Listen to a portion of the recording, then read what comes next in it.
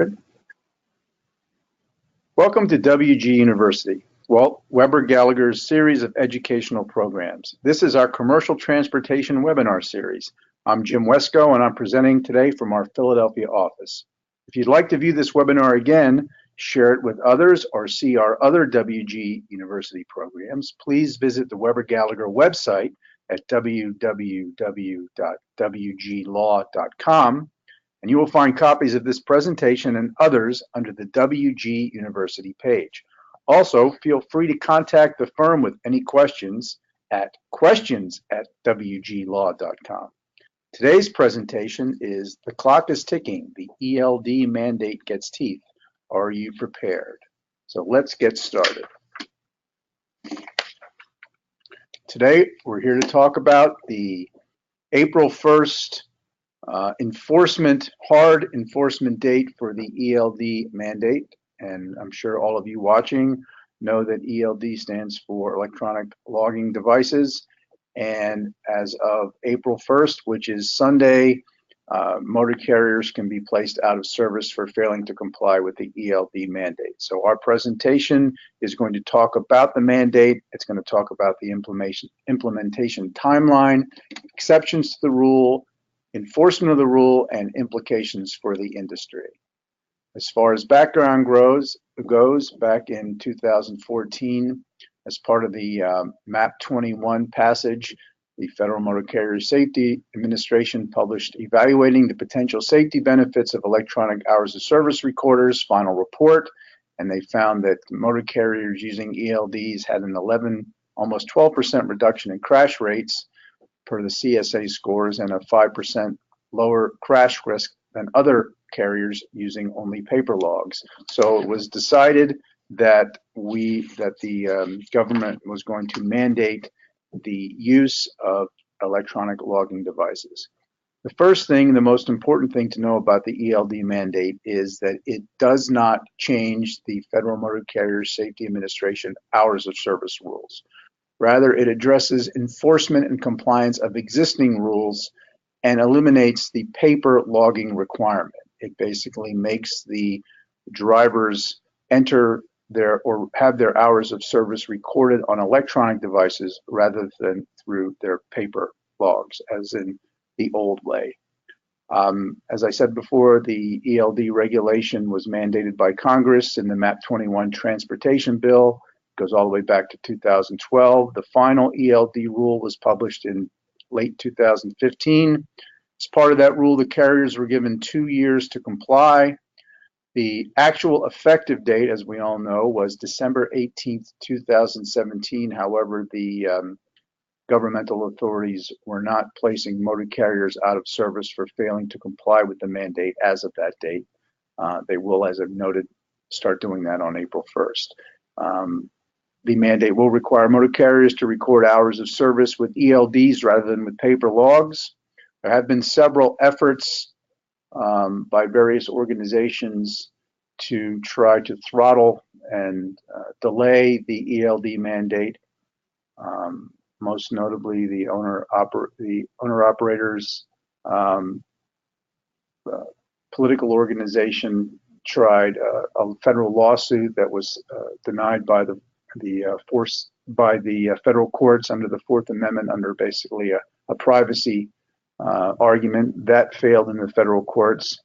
Some congressmen tried to pass legislation at the end of the last year, putting off the ELD enforcement deadline by 2 years, and that failed.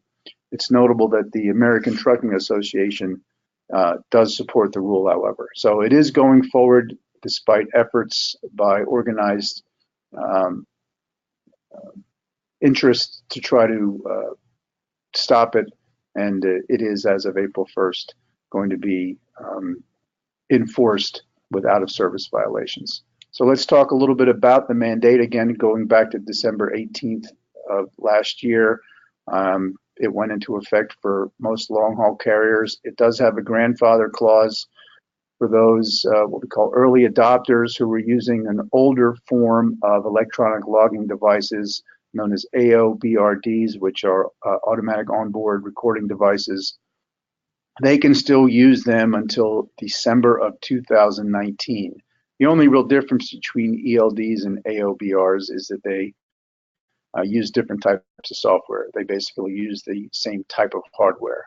Um, it's important, though, for drivers to know what type of device their tractor is equipped with, because when they're pulled over, um, it's not always abundantly clear to the inspectors what they're looking at, and the drivers have to know exactly what type of equipment they have in there so that the inspectors can proceed accordingly and not place them out of service for wrongfully thinking they have an improper device. As far as who must comply, again, it's basically anybody who was required to use a paper log prior to December 18th of 2017 must now use an ELD. That includes not only truck drivers, but commercial bus drivers. It also includes drivers who are domiciled in Canada or Mexico. They must use ELDs while they're in the United States. The rules are promulgated at 49 CFR 395.8A. And the four categories that are recorded on ELD devices are off-duty, sleeper berth, driving, and on-duty not driving. So it's quite similar to how it was with the paper logs, but you have these four specified coded categories on the ELDs. There are, of course, like with any governmental operation, many exceptions to the rule, many of which were carried over from the paper log exception. So I'm going to talk about those briefly. Short haul drivers are exempt from the rule. Those are drivers who work primarily in short haul operations and don't need to fill out paper logs more than 8 out of 30 days. They're exempt. They still need to fill out paper logs, though. Also, drivers with trucks with engines manufactured before 2000, they don't have to use ELDs, but again, it's important to note that they still must comply with the hours of service requirements, and they still have to fill out and complete paper logs. It's also important, too, to note that the federal regulations with respect to the ELD do not waive or lift or get rid of any of the supporting document requirements. The driver and the motor carrier are still required to maintain supporting documents, even though the hours are being recorded and the sleeper berth and the on-duty and the on-duty not driving categories are being recorded electronically. The inspectors and the governmental agencies still mandate that the driver and the motor carrier maintain supporting documents for the data kept electronically. So this isn't a move to a completely paperless environment. This just basically gets rid of the logbooks.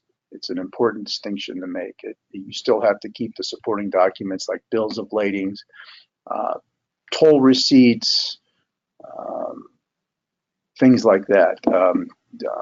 Invoices, delivery tickets, things like that that the driver and the company can use to support the fact that the driver was in a certain place at a certain time. And it can't just be documents that show when the driver started driving at the beginning of the day and show when it ended. They have to substantively confirm what the driver was doing throughout the course of his operating period. Other exceptions are drive-away, tow-away operations. In other words, if you're delivering a commercial vehicle or a vehicle subject to the ELD mandate, but the vehicle you're driving is the vehicle that you're delivering, like a new tractor trailer or something like that, they're exempt. Drivers of trucks rented for 8 days or less are exempt. Again, grandfathered automatic onboard recording devices are exempt as well. So if once a lot of fleets started putting in these AOBRDs when the ELD mandate went into effect or before that, and there was concern that they would have to spend a lot of money to redo their entire fleets, the government has grandfathered these AOBRDs in, but that ends in December of 2019.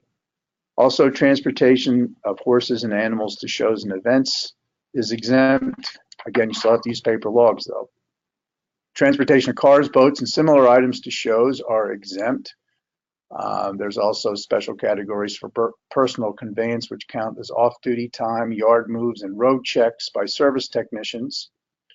They're exempt from the ELD mandate. Short-haul drivers, and those are drivers who use the 100 air mile exemption under the paper log rules, they can still continue to use paper logs. And this is a little bit of a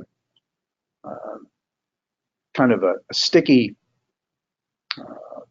exception here. It's very detail oriented when you get the 100 air mile and short haul exemptions per 395.1. You really need to look at those regulations very carefully to make sure that you are indeed subject to an exemption under the mandate. Other short haul exemptions are those who drive sometimes more than 100 air miles. They must keep a paper log, but if they do it more than 8 days in a rolling 30-day period, they must use ELDs when they're not operating under the exception. So again, it's very, very complicated and convoluted, as you would expect from your friends in Washington. Again, drivers are exempt under the 100 air mile rule exception if they meet all of the following conditions. They have to operate within a 100 air mile radius. They must go off duty within 12 hours. They have to report back to the same place from whence they came, and they have to have 10 consecutive hours off before starting their next on-duty period. So these are guys who basically, and women who basically drive out of a central terminal. They come to the work every day at pretty much the same time. They take the same tractor. They run the same route. Drivers who work for, say, recycling companies or trash haulers or something like that, or local delivery companies, maybe furniture delivery companies who are within a restricted geographic area.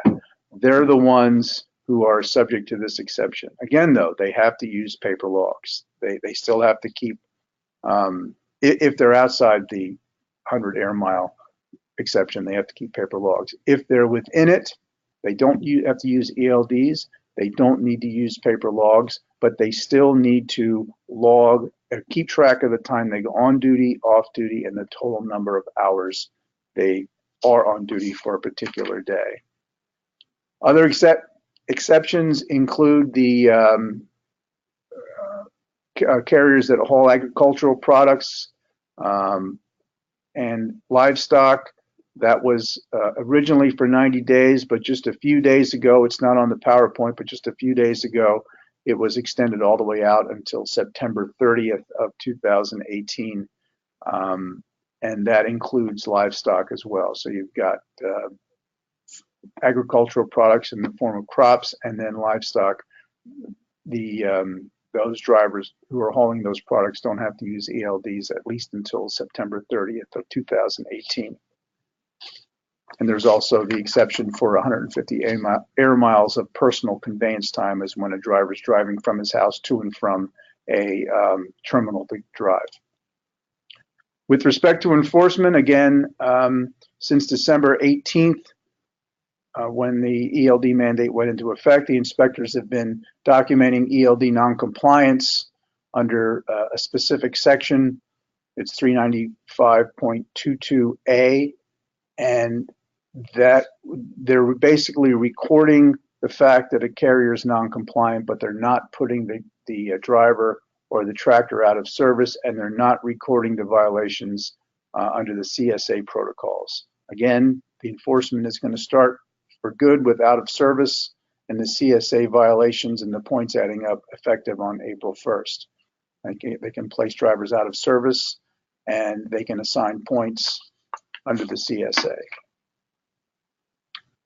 And the way the mandate is written now, the out of service penalty, if a driver is found to be operating whose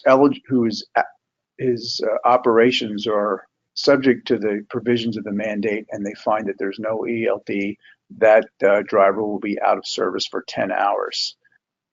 If there is an exception that the carrier is operating under, they should keep information confirming the exception in the truck so that the inspectors know exactly what exception they're running under. Because it's important to note that this is new for the inspectors as well, and they're not going to have all the ins and outs, and there's definitely going to be a difficult initial period when people are trying to figure out what's exempt and what's not. So the more documentation that the driver and the carrier can keep in the cab, the better off they're going to be. The last thing here, there was another exception to the mandate about fleets that had AOBRDs in there. If a motor carrier had 200 tractors and they bought another 15 tractors as of this December of 2017, those 10 additional trucks, or however many additional trucks they bought, had to have ELDs in them. They weren't subject to the grandfather, even though the rest of the fleet had AOBRDs in there. They just changed that a couple days ago. Again, as this thing is becoming hot on April 1st, there are a lot of various interests that are lobbying the government to try to get things changed, and this is another one that's changed now. If there's an existing fleet that's using the grandfathered equipment and they buy new trucks, not replacements, but they're supplementing their fleet, the supplemental fleet vehicles can be subject to the grandfather clause, and they don't have to have the ELDs. They can use the old stuff. The thought there being that it's too expensive to have a particular company running two different types of software. But again, and as of 2019, December 2019, everything's going to have to be switched over to ELDs. Some of the technical details that are associated with the ELD mandate include how this data is supposed to be transferred. The government is requiring that there's a telematics option using web services or email, and then there's also a local option so the data can be downloaded locally with a Bluetooth or a USB. There has to be a backup data transfer method, either printing out or something along those lines, so an inspector can look at something on paper if necessary during an inspection. If for whatever reason the carrier needs to replace a malfunctioning ELD, they've got 8 days to do it.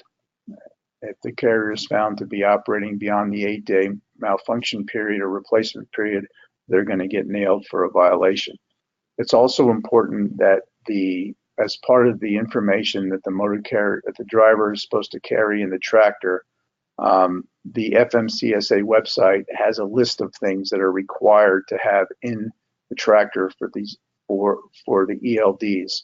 And one of them is a user's manual or an owner's manual that an inspector can use to assist him in reviewing or downloading the information from there.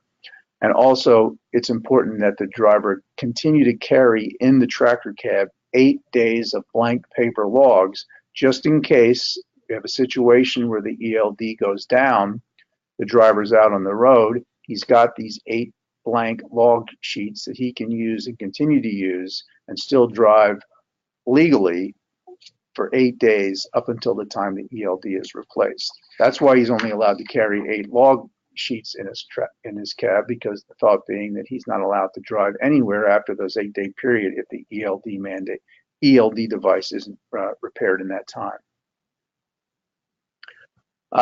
There is a list that the FMCSA has. There's about 300 different ELDs that are on the market. There are approximately 150 of them that have been registered with the FMCSA. It's important that if you need to know as a motor carrier that the ELD device you're using has been registered and approved by the FMCSA. Again, effective just in a few days from now, April 1st, the time's up for noncompliance. Now, obviously, the implications or effects of the ELD mandate are the general initial idea behind it is to make the industry safer by enforcing the hours of service limits. Now, it's important to note that despite what the plaintiffs bar and what the media make of the issue of hours of service violations, hours of service violations are only about 10% of the total violations that the governmental inspectors write up motor carriers and drivers for. The vast majority of the violations that the inspectors get the carriers and the drivers for are for equipment problems or equipment violations on the tractor or trailer. Hours of service, again, is roughly a shade under 10% of all the violations.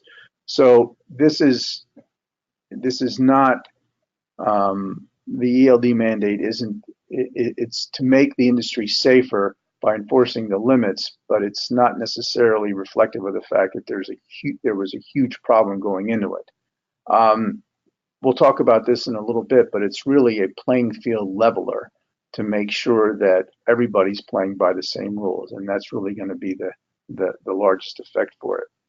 There are going to be large productivity gains for carriers that integrate the ELDs with other systems that they use in terms of mechanical efficiency, in terms of fuel economy, in terms of routing, in terms of delivery schedules. What it's going to be a problem for is for the smaller motor carriers who have traditionally skirted the regulations, who have been able to accept loads for lower prices because they know their drivers are running hot in violation of the federal hours of service guidelines. This ELD mandate is going to theoretically, hopefully, prevent that by making even the smallest of motor carriers, even those with 1 or 2 drivers, subject to the same rules and regulations and monitoring. And it's really a monitoring thing where they're not going to be able to lie on their paper logs. The electronic logs are going to record the hours of service. It's going to prevent these guys from cutting corners, from taking loads that they know they're not able to take because they'd be out of hours if they took it. So that's going to make a big difference, hopefully, in leveling the economic playing field. Again, it does depend upon enforcement, but the government is committed to enforcing the mandate, and the number of soft violations that have been implemented or issued since the December 18th of 2017 suggests that the government is very serious about this, and suggests that as of April 1st, they're going to be out making sure that everybody's compliant. Again, as far as implications and effects, it's important to realize that the mandate does not change the hours of service regulations. This is about the method of recording the hours of service. It's about verification. It's not about the actual hours themselves. The hours of service remain the same. This is just a way to make sure that the driver is compliant. And as part of the government's efforts to implement or get the ELD mandate up and running, they did tons and tons of studies, and one of the most notable ones was a 2014 study that showed that ELD equipped carriers, again, remember that when this became something that was on the horizon, many larger motor carriers were very proactive and started equipping their entire fleets with the ELDs way ahead of the mandate, and have been doing so for several years. And a study in 2014 showed that the ELD equipped carriers had a 50% reduction in hours of service violations and a 50% reduction in crash rates. And those are quite significant numbers. As far as effect upon capacity, there have been a lot of industry studies and industry reviews about this, and published journals about with respect to trucking and capacity. And a large motor carrier that converted the ELDs as far back as 20 years ago experienced an initial drop in productivity, but it was back to neutral. And then after just a few years, they were back up in a much more productive capacity. The total industry effect presently is estimated to be between 2.5% and 5%. Clearly, if you're taking miles out, if you're taking hours out, you're taking trucks out, it's going to result in higher freight rates. Again, though, it will level the playing field. One of the things that's going to become a big issue here is detention time. When trailers and drivers are waiting for loads to be placed in the trailers, or they're waiting for trailers to be picked up, there's going to be an increase in prices because shippers are going to require the carriers to spot trailers, and this costs more money. The drivers obviously are up in arms about being prejudiced by detention time. Their argument is that the shippers don't care about how much time they sit around waiting, and now that the ELD mandate is in effect, they're going to be penalized, because that's definitely going to take away from their on-duty driving time on a daily and weekly basis. On the other hand, along the same lines, actually, insurance and financing underwriters are going to be looking for ELD compliance when they're quoting insurance or financing debt for motor carriers. ELDs are also going to promote better driver behavior. And this is one of the big pushbacks against ELDs from the drivers, particularly, is that it's a potential invasion of their privacy. And there are safeguards in the mandate in the federal regulations to protect drivers against invasions of privacy. We won't get into those in this presentation, but they are there. The government thought about that, considered it, and did put provisions into the mandate with respect to driver privacy concerns. But the bottom line is the ELDs are going to be able, along with their other integrated systems to measure engine performance and tractor activity, are going to be able to educate drivers on how to more efficiently and safely operate their vehicles. It's going to provide intelligence on driver detention time, and it's going to allow the motor carriers to place pressure on shippers when the shippers are providing for extraordinarily long and detrimental detention times. But the most important thing, as I said before, is that the quote-unquote bad carriers, the carriers that traditionally have skirted, ignored, or gotten around the paper log requirements for the hours of service guidelines, they will not enjoy the competitive advantage that they've enjoyed over the years, because now all of the carriers are going to be subject to the same monitoring requirements, big or small. There are lots and lots of resources with respect to getting information about the ELD mandate. The first and best place to go is on the FMCSA website. They have frequently asked questions. They have tons and tons of information and resources and links all about the mandate, all about the backup documents, all about who it applies to, the exceptions. And again, like I said, the exceptions are very fluid as we're getting up to the April 1st enforcement deadline. Various interests are trying very hard to cram down or get in their particular interests exempted from the rule. So you need to be monitoring the FMCSA website to make sure that you're up to date on all the most recent exceptions. There are some other sources I've listed here in terms of resources to find information about that. In addition, some of the other implications or benefits of the ELD mandate are going to be you're going to get huge or significant mile per gallon improvements through vehicle tracking with the tractors. And again, going back to the privacy concerns, they've been raised and addressed and generally dismissed by the courts. Other things to think about are the hours of service rules are designed to regulate the amount of work a driver performs. It's important to note that the hours of service rules cannot require that a driver get the necessary rest when on duty. The ELDs potentially, notwithstanding the privacy considerations, can give the motor carrier another tool to counsel, monitor, and retain drivers with respect to making sure that the drivers are getting rest when they're supposed to be getting rest. Ultimately, I think it's agreed by everybody that the ELD mandate is going to reduce liability costs and insurance costs consequently in the long run, because you are going to theoretically most likely result in less fatigued drivers driving, because they know that if they're not going to be able to fudge their logs, and if they get pulled over on an inspection, the ELD is going to tell the entire truth.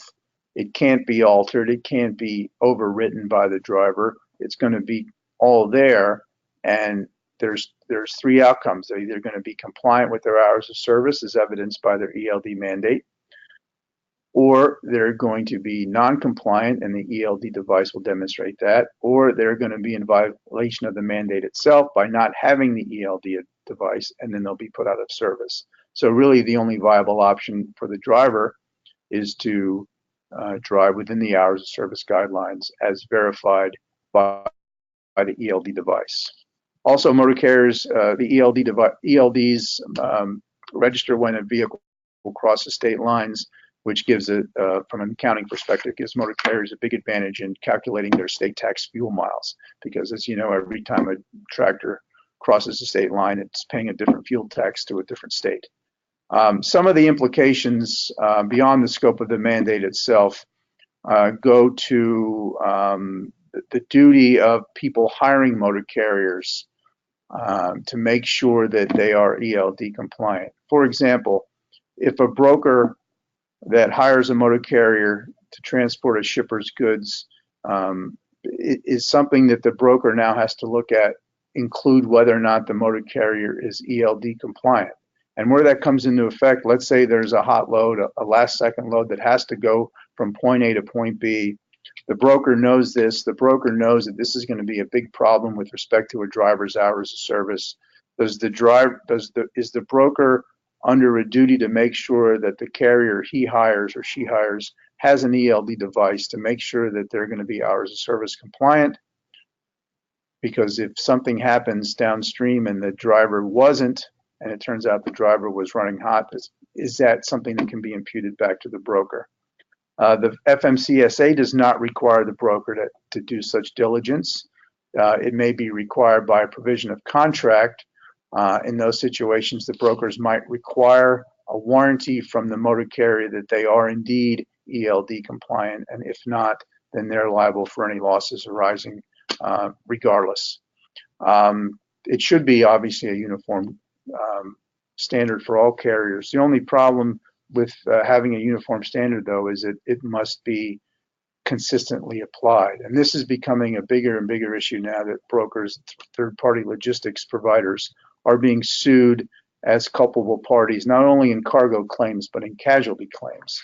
And the ELD is going to be one more potential red flag that a plaintiff's attorney can use to see if somebody was perhaps running with a fatigued driver. So our final thoughts for the presentation. Again, Sunday, April 1st, April Fool's Day, Easter Sunday is ELD Day. It is Enforcement Day when motor carriers can be placed out of service. So please be guided accordingly. Again, the hours of service rules remain the same. They are not affected by the ELD mandate. The hours of service rules are what they are. The ELD simply it records electronically the driver's activity, and then the inspectors can determine by the ELD, by the device, whether or not the driver is compliant. Instead of looking at a driver's logbooks, which we all agree can be problematic, sometimes poorly, sloppily, or falsely completed, the inspector will look at an ELD printout or download an ELD data at a roadside inspection and instantaneously be able to tell if the driver is compliant with his hours of service guidelines. And also, with respect to the exceptions, you must know what they are, but be careful that you're eligible.